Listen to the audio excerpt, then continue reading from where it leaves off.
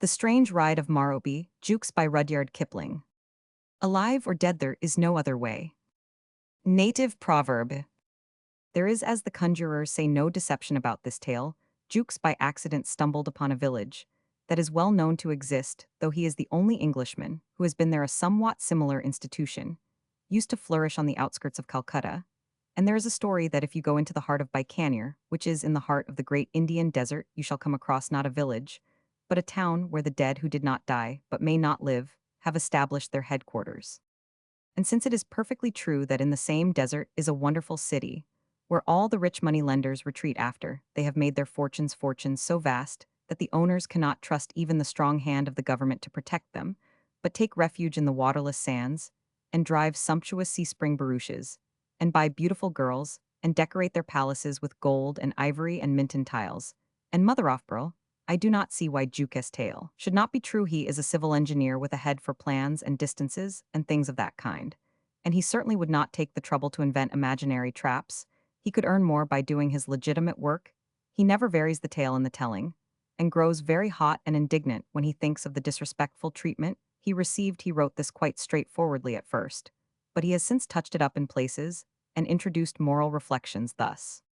In the beginning, it all arose from a slight attack of fever my work necessitated, my being in camp for some months between Pakpit and Muharakpura, desolate sandy stretch of country. As every one who has had the misfortune to go there may know, my coolies were neither more nor less exasperating than other gangs, and my work demanded sufficient attention to keep me from moping, had I been inclined to so unmanly a weakness.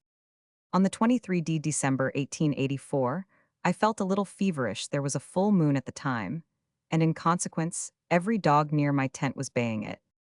The brutes assembled in twos and threes, and drove me frantic. A few days previously, I had shot one loud-mouthed singer, and suspended his carcass in terrorem about 50 yards from my tent door, but his friends fell upon, fought for, and ultimately devoured the body, and as it seemed to me sang their hymns of thanksgiving afterward with renewed energy.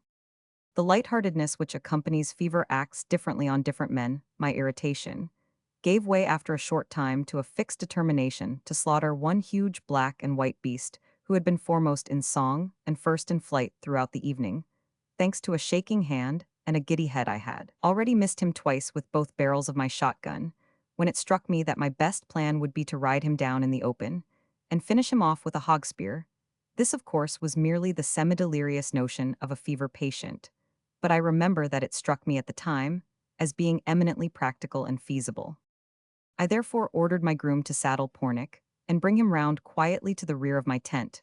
When the pony was ready, I stood at his head, prepared to mount and dash out as soon as the dog should again lift up his voice. Pornic, by the way, had not been out of his pickets for a couple of days.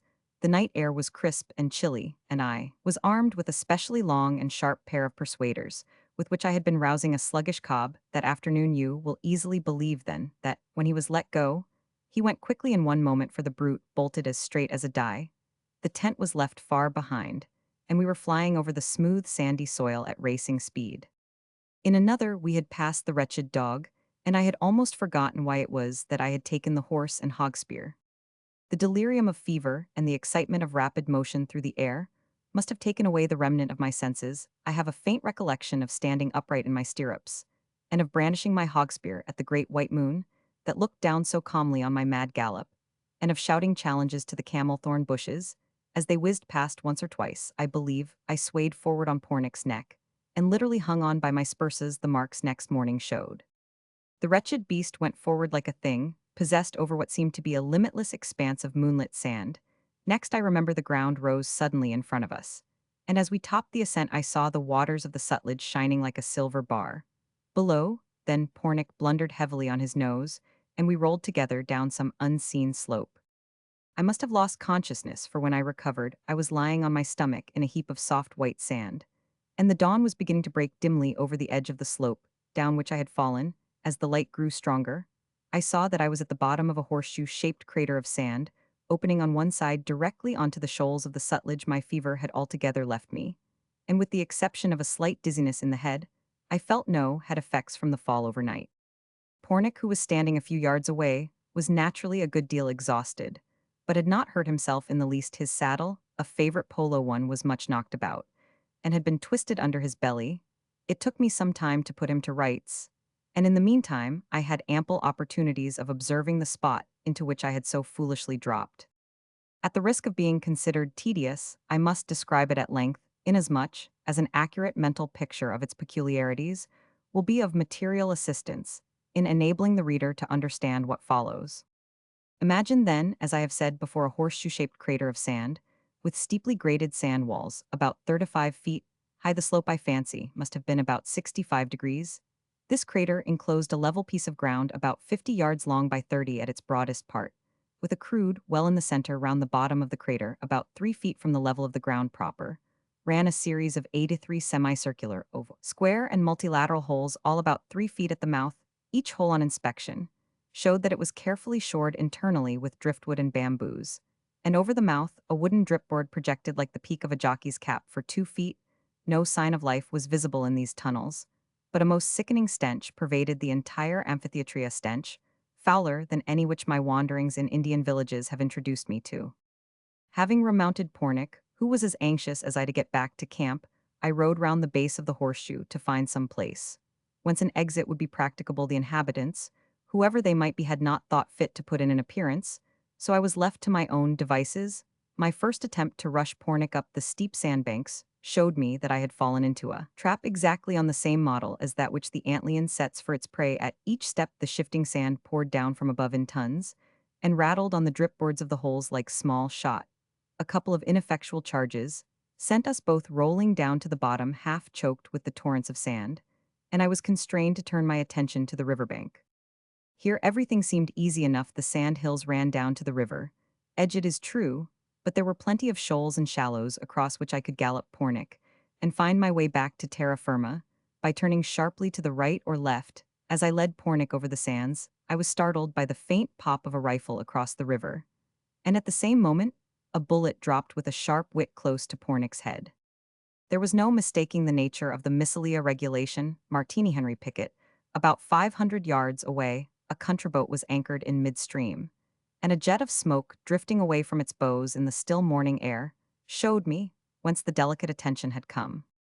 Was ever a respectable gentleman, in such an impasse? The treacherous sand slope allowed no escape from a spot which I had visited most involuntarily, and a promenade on the river frontage was the signal for a bombardment from some insane native. In a boat, I am afraid that I lost my temper very much indeed. Another bullet reminded me that I had better save my breath to cool my porridge, and I retreated hastily up the sands and back to the horseshoe, where I saw that the noise of the rifle had drawn 6 to 5 human beings from the badger holes which I had up, till that point supposed to be untenanted. I found myself in the midst of a crowd of spectators, about 40 men, 20 women, and one child who could not have been more than 5 years old. They were all scantily clothed in that salmon-colored cloth which one associates with Hindu mendicants, and at first sight gave me the impression of a band of loathsome fakirs. The filth and repulsiveness of the assembly were beyond all description, and I shuddered to think what their life in the badger holes must be. Even in these days when local self-government has destroyed the greater part of a native's respect for a sahib, I have been accustomed to a certain amount of civility from my inferiors, and on approaching the crowd, naturally expected that there would be some recognition of my presence. As a matter of fact, there was, but it was by no means what I had looked for. The ragged crew actually laughed at me. Such laughter I hope I may never hear again. They cackled, yelled, whistled, and howled as I walked into their midst, some of them literally throwing themselves down on the ground, in convulsions of unholy mirth. In a moment, I had let go Pornic's head, and, irritated beyond expression at the morning's adventure, commenced cuffing those nearest to me with all the force I could. The wretches dropped under my blows like ninepins, and the laughter gave place to wails for mercy, while those yet untouched clasped me round the knees, imploring me in all sorts of uncouth tongues to spare them. In the tumult, and just when I was feeling very much ashamed of myself for having thus easily given way to my temper, a thin, high voice murmured in English from behind my shoulder, "Sahib, Sahib, do you not know me?" "Sahib, it is Gunga Das, the telegraph master." I spun round quickly and faced the speaker. Gunga Das. I have, of course, no hesitation in mentioning the man's real name. I had known 4 years before as a Deccani Brahmin, loaned by the Punjab government to one of the Khalsa states. He was in charge of a branch telegraph office there. and when I had last met him, was a jovial, full-stomached, portly government servant with a marvelous capacity for making had puns in Englisha peculiarity, which made me remember him long after I had forgotten his services to me in his official capacity. It is seldom that a Hindu makes English puns. Now, however, the man was changed beyond all recognition. Castamark, stomach slate-colored continuations, and unctuous speech were all gone. I looked at a withered skeleton, turbanless, and almost naked, with long matted hair and deep-set codfish eyes. But for a crescent-shaped scar on the left cheek, the result of an accident for which I was responsible, I should never have known him. But it was indubitably Gunga Das, and for this, I was thankful. An English-speaking native, who might at least tell me the meaning of all that I had gone through that day. The crowd retreated to some distance, as I turned toward the miserable figure, and ordered him to show me some method of escaping from the crate. He held a freshly plucked crow in his hand, and in reply to my question climbed slowly on a platform of sand which ran in front of the holes, and commenced lighting a fire there. In silence, dried bent sandpapiers and driftwood burn quickly, and I derived much consolation from the fact that he lit them with an ordinary sulfur match when they were in a bright glow, and the crow was neatly spitted in front. Thereof Gunga Das began without a word of preamble. There are only two kinds of men, sir: the alive and the dead. When you are dead, you are dead.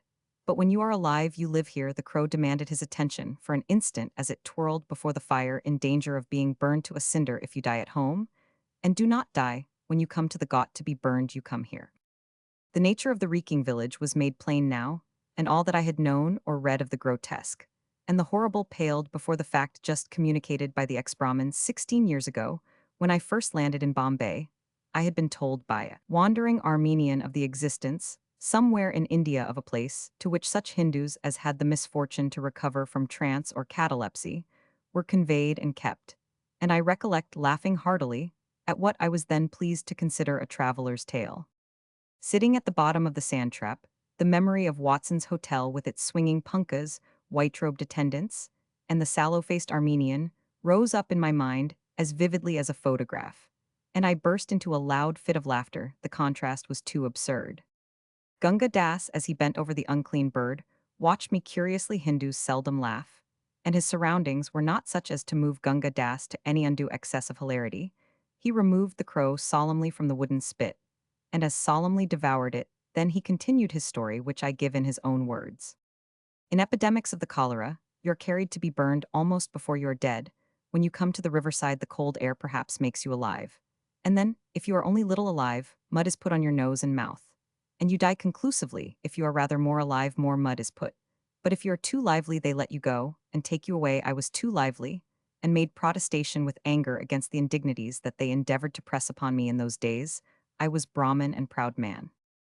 Now I am dead man, and either he eyed the well-gnawed breastbone with the first sign of emotion that I had seen in him, since we met crows and other things. They took me from my sheets when they saw that I was too lively, and gave me medicines for 1 week, and I survived successfully. Then they sent me by rail from my place to Okara Station, with a man to take care of me, and at Okara Station, we met two other men, and they conducted we three on camels in the night from Okara Station to this place, and they propelled me from the top to the bottom, and the other two succeeded, and I have been here ever since 2.5 years. Once I was Brahmin and proud man, and now I eat crows. There is no way of getting out. None of what kind at all. When I first came, I made experiments frequently, and all the others also, but we have always succumbed to the sand, which is precipitated upon our heads. But surely, I broke in at this point, the riverfront is open, and it is worth while dodging the bullets. While at night I had already matured a rough plan of escape, which a natural instinct of selfishness forbade me sharing with Gunga Das. He, however, divined my unspoken thought almost as soon as it was formed, and to my intense astonishment gave vent to a long, low chuckle of derision, laughter, be it understood, of a superior, or at least of an equal. You will not had dropped the sir completely, after his opening sentence. Make any escape that way, but you can try. I have tried. Once only. The sensation of nameless terror and abject fear, which I had in vain attempted to strive against, overmastered me completely. My long fast, it was now close upon 10 o'clock, and I had eaten nothing since tiffin on the previous day, combined with the violent and unnatural agitation of the ride, had exhausted me, and I verily believe that for a few minutes I acted as one mad. I hurled myself against the pitiless sand slope. I ran round the base of the crater, blaspheming and praying by turns. I crawled out among the sedges of the riverfront, only to be driven back each time, in an agony of nervous dread by the rifle bullets, which cut up the sand round Meffer. I dared not face the death of a mad dog among that hideous crowd and finally fell spent and raving at the curb of the well no one had taken the slightest notion of an exhibition, which makes me blush hotly, even when I think of it now. 2 or 3 men trod on my panting body as they drew water, but they were evidently used to this sort of thing, and had no time to waste upon me. The situation was humiliating. Gunga Das, indeed, when he had banked the embers of his fire with sand, was at some pains to throw half a cupful of fetid water over my head, an attention for which I could have fallen on my knees, and thanked him. But he was laughing all the while in the same mirthless wheezy key that greeted me on my first attempt to force the shoals, and so, in a semi-comatose condition, I lay till noon. Then, being only a man after all, I felt hungry, and intimated as much to Gunga Das, whom I had begun to regard as my natural protector, following the impulse of the outer world. When dealing with natives, I put my hand into my pocket, and drew out 4 annas. The absurdity of the gift struck me at once, and I was about to replace the money. Gunga Das, however, was of a different opinion. "Give me the money," said he, "all you have, or I will get help. And we will kill you all," this as if it were the most natural thing in the world. A Briton's first impulse, I believe, is to guard the contents of his pockets, but a moment's reflection convinced me of the futility of differing with the one man who had it in his power to make me comfortable, and with whose help it was possible that I might eventually escape from the crater. I gave him all the money in my possession, Rs 985 9 rupees, 8 annas, and 5 pifar. I always keep small change as bakshish when I am in camp. Gunga Das clutched the coins and hid them at once in his ragged loin cloth, his expression changing to something diabolical, as he looked round to assure himself that no one had observed us. "Now I will give you something to eat," said he. What pleasure the possession of my money could have afforded him, I am unable to say, but inasmuch as it did give him evident delight, I was not sorry that I had parted with it so readily, for I had no doubt that he would have had me killed if I had refused. One does not protest against the vagaries of a den of wild beasts, and my companions were lower than any beasts, while I devoured what Gunga Das had provided, a coarse chapati and a cupful of the foul well water. The people showed not the faintest sign of curiosity, that curiosity which is so rampant as a rule in an Indian village. I could even fancy that they despised me. At all events, they treated me with the most chilling indifference, and Gunga Das was nearly as bad. I plied him with questions about the terrible village, and received extremely unsatisfactory answers. So far as I could gather, it had been in existence from time immemorial. Once I concluded that it was at least a century old, and during that time, no one had ever been known to escape from it. I had to control myself here with both hands, lest the blind terror should lay hold of me a second time and drive me raving round the crater. Gunga Das took a malicious pleasure in emphasizing this point, and in watching me wince. Nothing that I could do would induce him to tell me who the mysterious they were.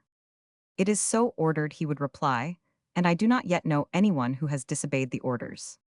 "Only wait till my servants find that I am missing," I retorted, "and I promise you that this place shall be cleared off the face of the earth, and ill give you a lesson in civility too, my friend.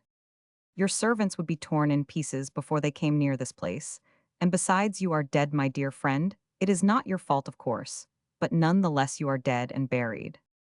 At irregular intervals, supplies of food, I was told, were dropped down from the land side into the amphitheater, and the inhabitants fought for them like wild beasts. When a man felt his death coming on, he retreated to his lair, and died there. The body was sometimes dragged out of the hole and thrown onto the sand, or allowed to rot where it lay. The phrase "thrown onto the sand" caught my attention, and I asked Gunga Das whether this sort of thing was not likely to breed a pestilence. "That," said he with another of his wheezy chuckles, "you may see for yourself. Subsequently, you will have much time to make observations." Whereat, to his great delight, I winced once more and hastily continued the conversation. "And how do you live here from day to day? What do you do?" The question elicited exactly the same answer as before, coupled with the information that this place is like your European heaven. There is neither marrying nor giving in marriage. Gunga Das had been educated at a mission school, and as he himself admitted, had he only changed his religion like a wise man, might have avoided the living grave, which was now his portion. But as long as I was with him, I fancy he was happy. Here was a sahib, a representative of the dominant race, helpless as a child, and completely at the mercy of his native neighbors. In a deliberate, lazy way, he set himself to torture me, as a schoolboy would devote a rapturous half-hour to watching the agonies of an impaled beetle, or as a ferret in a blind burrow might glue himself comfortably to the neck of a rabbit. The burden of his conversation was that there was no escape of no kind whatever, and that I should stay here till I died, and was thrown onto the sand if it were possible to forejudge the conversation of the damned, on the advent of a new soul in their abode. I should say that they would speak as Gunga Das did to me throughout that long afternoon.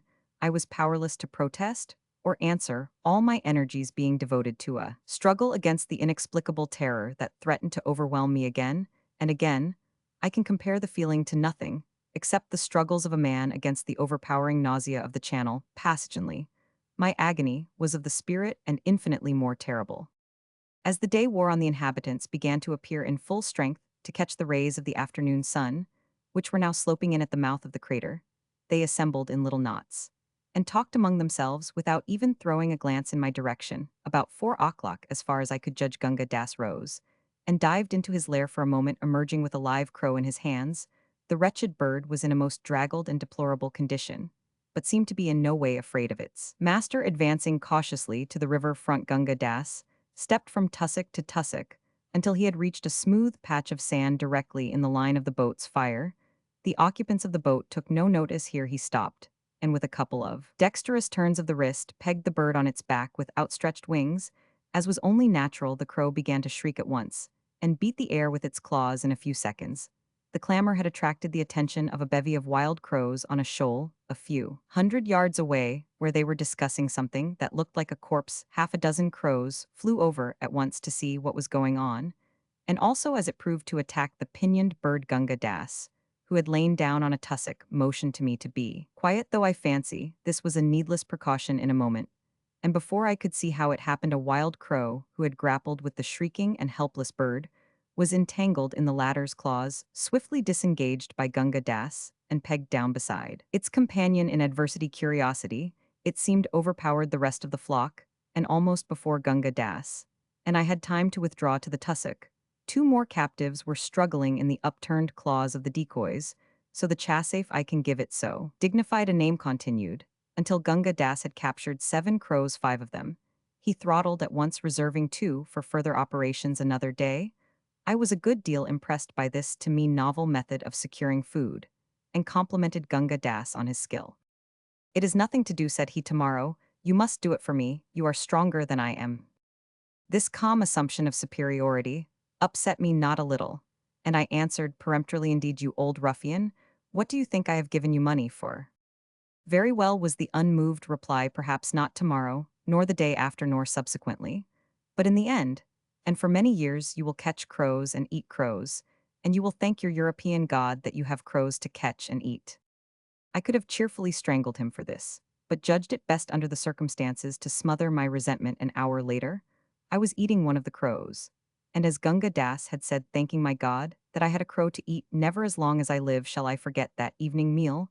The whole population were squatting on the hard sand platform opposite their dens, huddled over tiny fires of refuse and dried rushes. Death, having once laid his hand upon these men, and forborne to strike, seemed to stand aloof from them. Now, for most of our company were old men, bent and worn and twisted with years, and women aged to all appearance as the fates themselves. They sat together in knots and talked. God only knows what they found to discuss in low, equable tones, curiously in contrast to the strident babble with which natives are accustomed to make day hideous now. And then an access of that sudden fury which had possessed me in the morning would lay hold on a man or woman, and with yells and imprecations the sufferer would attack the steep slope, until, baffled and bleeding, he fell back on the platform, incapable of moving a limb. The others would never even raise their eyes. When this happened, as men too well aware of the futility of their fellows' attempts, and wearied with their useless repetition, I saw 4 such outbursts in the course of the evening. Gunga Das took an eminently businesslike view of my situation, and while we were dining I can afford to laugh at the recollection now, but it was painful enough at the time. Propounded the terms on which he would consent to do for me my 9 rupees 8 annas. He argued at the rate of 3 annas a day would provide me with food for 51 days, or about 7 weeks. That is to say, he would be willing to cater for me for that length of time at the end of it. I was to look after myself, for a further consideration vidless at my booch, would be willing to allow me to occupy the den next to his own, and would supply me with as much dried grass for bedding as he could spare.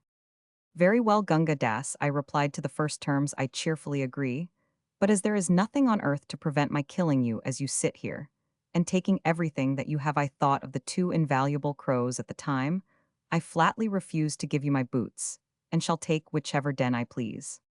The stroke was a bold one, and I was glad when I saw that it had succeeded. Gunga Das changed his tone immediately, and disavowed all intention of asking for my boots. At the time it did not strike me as at all strange that I, a civil engineer, a man of 13 years standing in the service and I trust an average Englishman, should thus calmly threaten murder and violence against the man who had for a consideration, it is true, taken me under his wing. I had left the world. It seemed for centuries I was as certain then, as I am now of my own existence, that, in the accursed settlement, there was no law save that of the strongest, that the living dead men had thrown behind them every cannon of the world which had cast them out, and that I had to depend for my own life on my strength and vigilance, alone the crew of the ill-fated mignonette are the only men who would understand my frame of mind. At present, I argued to myself, I am strong, and a match for 6 of these wretches. It is imperatively necessary that I should for my own sake keep both health and strength, until the hour of my release commence, if it ever does. Fortified with these resolutions, I ate and drank as much as I could, and made Gunga Das understand that I intended to be his master, and that the least sign of insubordination on his part would be visited with the only punishment I had it in my power to inflict, sudden and violent death.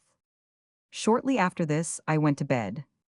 That is to say, Gunga Das gave me a double armful of dried bents, which I thrust down the mouth of the lair to the right of his, and followed myself feet foremost, the hole running about 9 feet into the sand, with a slight downward inclination, and being neatly shored with timbers from my den, which faced the riverfront. I was able to watch the waters of the Sutlej flowing past under the light of a young moon, and compose myself to sleep as best I might. The horrors of that night I shall never forget. My den was nearly as narrow as a coffin, and the sides had been worn smooth and greasy by the contact of innumerable naked bodies, added to which it smelled abominably. Sleep was altogether out of question to one in my excited frame of mind. As the night wore on, it seemed that the entire amphitheater was filled with legions of unclean devils that, trooping up from the shoals below, mocked the unfortunates in their lairs. Personally, I am not of an imaginative temperament. Very few engineers err, but on that occasion I was as completely prostrated with nervous terror as any woman. After half an hour or so, however, I was able once more to calmly review my chances of escape. Any exit by the steep sand walls was of course impracticable. I had been thoroughly convinced of this some time before. It was possible, just possible, that I might in the uncertain moonlight safely run the gauntlet of the rifle shots. The place was so full of terror for me that I was prepared to undergo any risk in leaving it. Imagine my delight then, when after creeping stealthily to the riverfront, I found that the infernal boat was not there. My freedom lay before me in the next few steps. By walking out to the first shallow pool that lay at the foot of the projecting left horn of the horseshoe, I could wade across, turn the flank of the crater, and make my way inland without a moment's hesitation. I marched briskly, past the tussocks where Gunga Das had snared the crows, and out in the direction of the smooth white sand. Beyond, my first step from the tufts of dried grass showed me how utterly futile was any hope of escape, for as I put my foot down, I felt an indescribable drawing, sucking motion of the sand below. Another moment, and my leg was swallowed up nearly to the knee. In the moonlight, the whole surface of the sand seemed to be shaken with devilish delight at my disappointment. I struggled, clear sweating with terror and exertion, back to the tussocks behind me, and fell on my face. My only means of escape from the semicircle was protected with a quicksand. How long I lay I have not the faintest idea, but I was roused at last by the malevolent chuckle of Gunga Das at my ear. I would advise you, protector of the poor, the ruffian was speaking English, to return to your house. It is unhealthy to lie down here. Moreover, when the boat returns, you will most certainly be rifled at. He stood over me in the dim light of the dawn, chuckling and laughing to himself, suppressing my first impulse to catch the man by the neck and throw him onto the quicksand. I rose sullenly and followed him to the platform below the burrows. Suddenly and futilely, as I thought while I spoke, I asked Gunga Das, "What is the good of the boat if I can't get out anyhow?" I recollect that even in my deepest trouble I had been speculating vaguely on the waste of ammunition in guarding an already well-protected foreshore. Gunga Das laughed again, and made answer they have the boat only in daytime. It is for the reason that there is a way I hope we shall have the pleasure of your company for much longer time. It is a pleasant spot, when you have been here some years, and eaten roast crow long enough. I staggered numbed and helpless toward the fetid burrow allotted to me, and fell asleep an hour or so later. I was awakened by a piercing scream, the shrill, high-pitched scream of a horse, in pain. Those who have once heard that will never forget the sound. I found some little difficulty in scrambling out of the burrow. When I was in the open, I saw Pornic, my poor old Pornic, lying dead on the sandy soil. How they had killed him, I cannot guess. Gunga Das explained that horse was better than crow and greatest good of greatest number is political maxim. We are now Republic, Mr. Jukes, and you are entitled to a fair share of the beast. If you like, we will pass a vote of thanks. Shall I propose? Yes, we were a republic, indeed a republic of wild beasts, penned at the bottom of a pit to eat and fight and sleep. Till we died I attempted no protest of any kind, but sat down and stared at the hideous sight in front of me in less time, almost, than it takes me to write. This Pornic's body was divided in some unclear way or other. The men and women had dragged the fragments onto the platform, and were preparing their normal meal. Gunga Das cooked mine the almost irresistible impulse to fly at the sand walls, until I was wearied laid hold of me afresh, and I had to struggle against it with all my might. Gunga Das was offensively jocular, till I told him that if he addressed another remark of any kind whatever to me, I should strangle him where he sat. This silenced him, till silence became insupportable, and I bade him say something. You will live here till you die like the other faring he said coolly, watching me over the fragment of gristle that he was gnawing. What other sahib? You swine, speak at once, and don't stop to tell me a lie.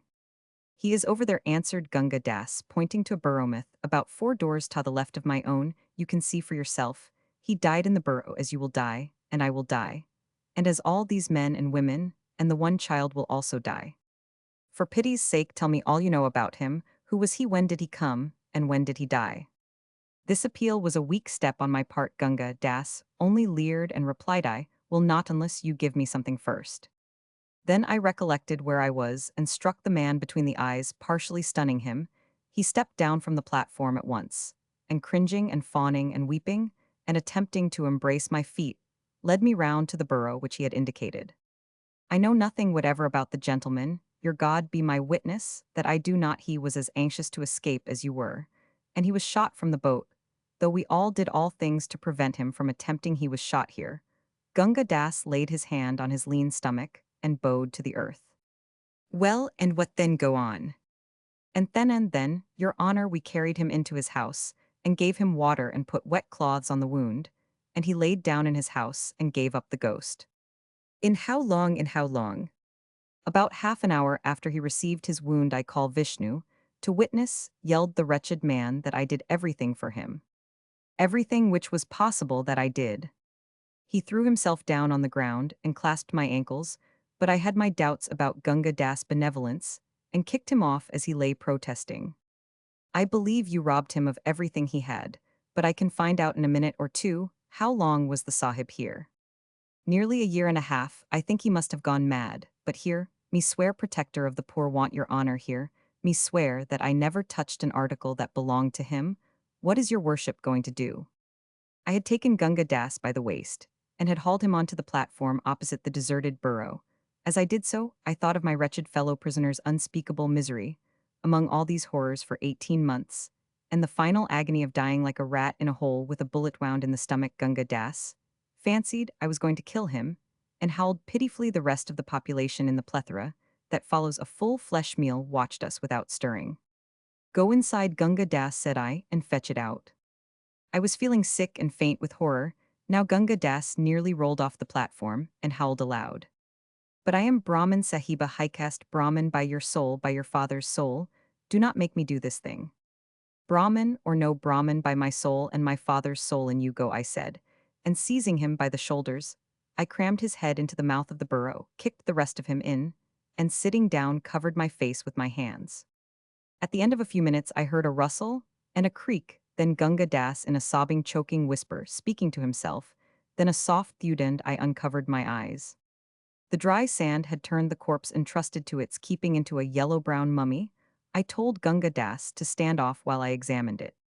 The body clad in an olive-green hunting suit, much stained and worn with leather pads on the shoulders, was that of a man between 30 and 40 above middle height, with light sandy hair, long mustache, and a rough unkempt beard. The left canine of the upper jaw was missing, and a portion of the lobe of the right ear was gone. On the second finger of the left hand was a ringa shield-shaped bloodstone set in gold, with monogram that might have been either BK or B Roman 50. On the third finger of the right hand was a silver ring in the shape of a coiled cobra, much worn and tarnished. Gunga Das deposited a handful of trifles he had picked out of the burrow at my feet, and covering the face of the body with my handkerchief, I turned to examine these. I give the full list in the hope that it may lead to the identification of the unfortunate man.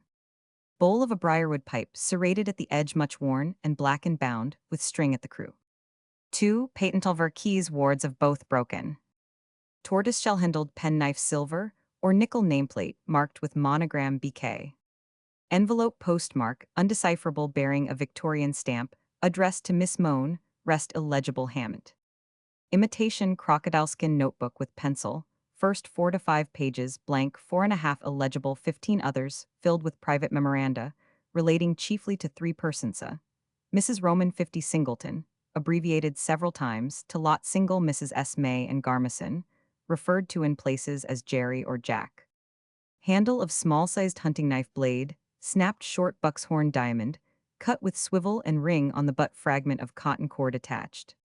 It must not be supposed that I inventoried all these things on the spot, as fully as I have here written them down. The notebook first attracted my attention, and I put it in my pocket with a view of studying it later on. The rest of the articles I conveyed to my burrow for safety's sake, and there being a methodical man, I inventoried them. I then returned to the corpse and ordered Gunga Das to help me to carry it out to the riverfront. While we were engaged in this, the exploded shell of an old brown cartridge dropped out of one of the pockets and rolled at my feet. Gunga Das had not seen it, and I fell to thinking that a man does not carry exploded cartridge cases, especially Browns, which will not bear loading twice about with him, when shooting. In other words, that cartridge case had been fired inside the crater.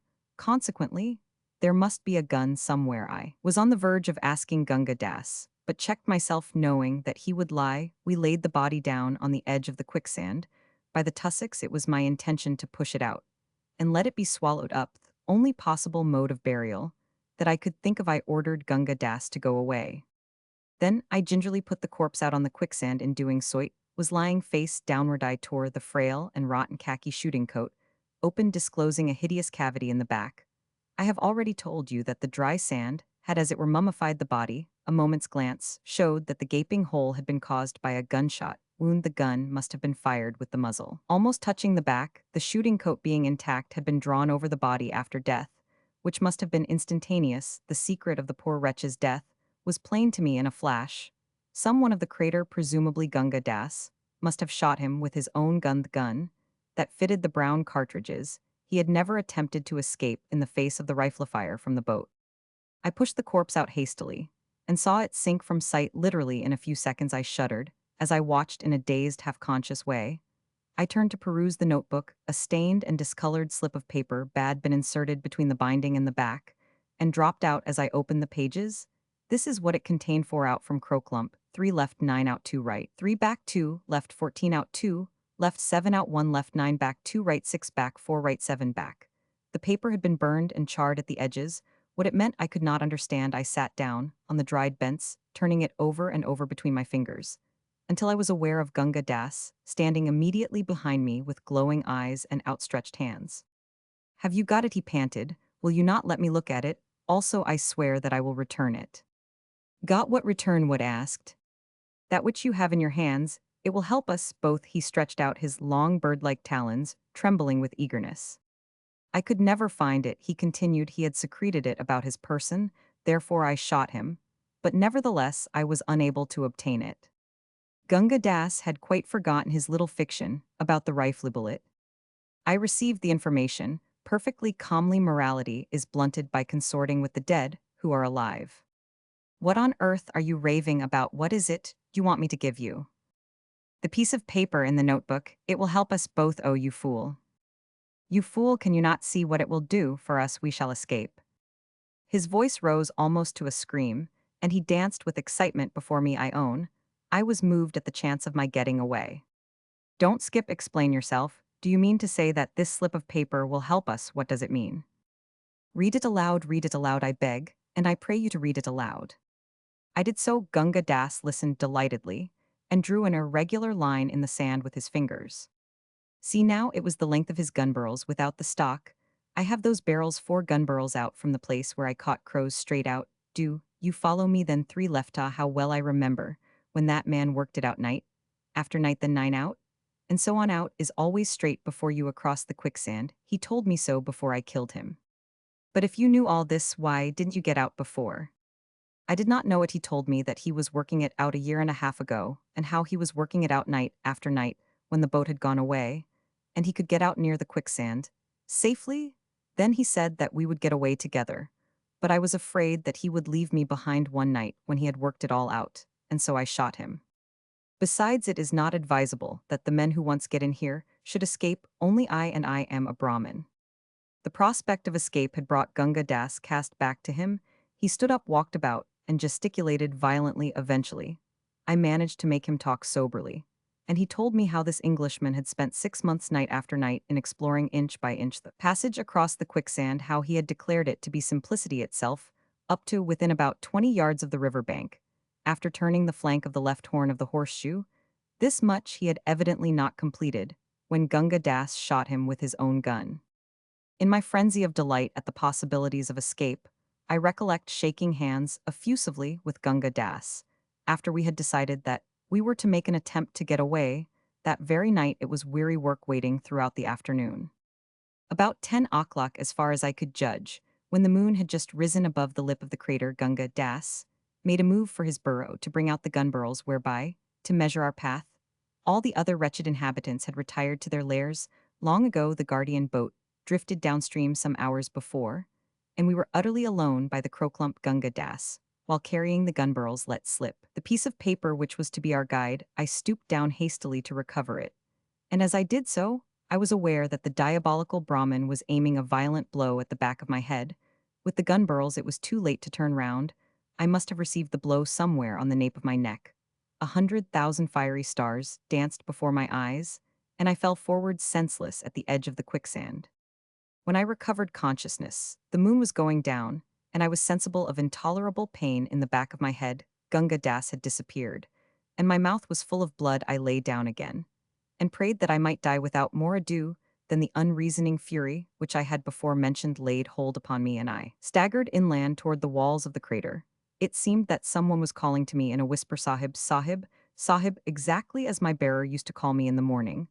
I fancied that I was delirious, until a handful of sand fell at my feet. Then I looked up and saw a head peering down into the amphitheatre, head of Danu, my dog boy who attended to my collies. As soon as he had attracted my attention, he held up his hand and showed a rope. I motioned, staggering to and fro for the while, that he should throw it down. It was a couple of leather punkah ropes knotted together with a loop at one end. I slipped the loop over my head, and under my arms heard Danu urge something forward, was conscious that I was being dragged face downward up the steep sand slope, and the next instant found myself choked and half fainting on the sand hills overlooking the crater. Danu, with his face ashy gray in the moonlight, implored me not to stay but to get back to my tent at once.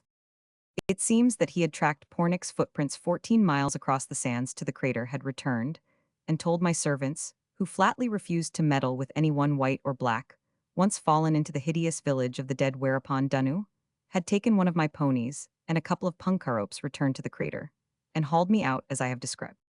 To cut a long story short, Danu is now my personal servant on a gold moher a month, a sum which I still think far too little for the services he has rendered. Nothing on earth will induce me to go near that devilish spot again, or to reveal its whereabouts more clearly than I have done of Gunga Das. I have never found a trace, nor do I wish to do. My sole motive in giving this to be published is the hope that someone may possibly identify from the details and the inventory which I have given above the corpse of the man in the olive green hunting suit